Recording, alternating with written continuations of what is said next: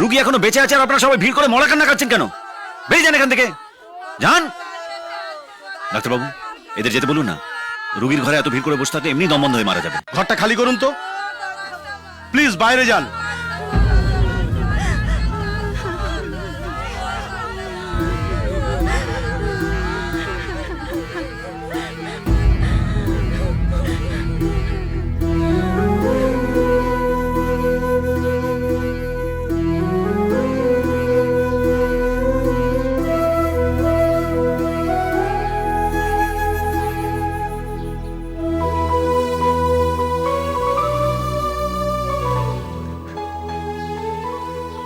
ঠাম্মা,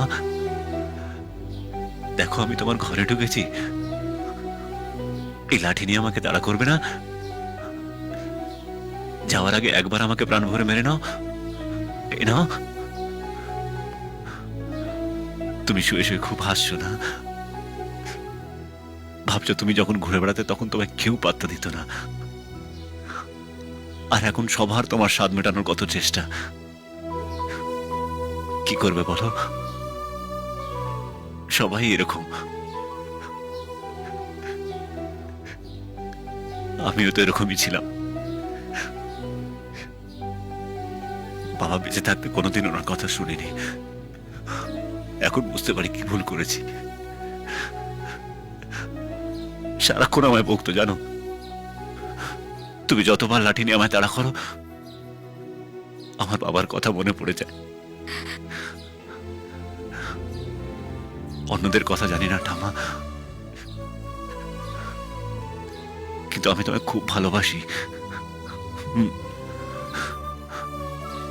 ঠাম্মা, আমি কিন্তু প্রত্যেক ছুটিতে এখানে আসবো,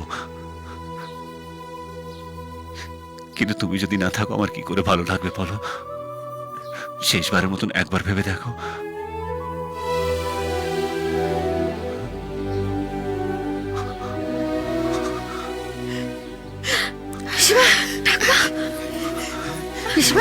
ঠাকুমা, আমি অভি ঠাকুমা, আমায় চিনতে পারছো তো? পিসিমা তো সুস্থ। পিসিমা তুমি একদম ঠিক হয়ে যাবে, একদম ঠিক হয়ে যাবে পিসিমা। আমরা সবাই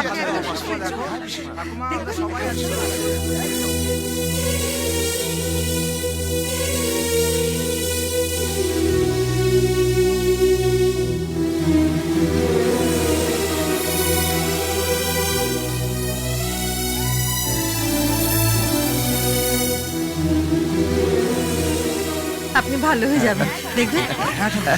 ভালো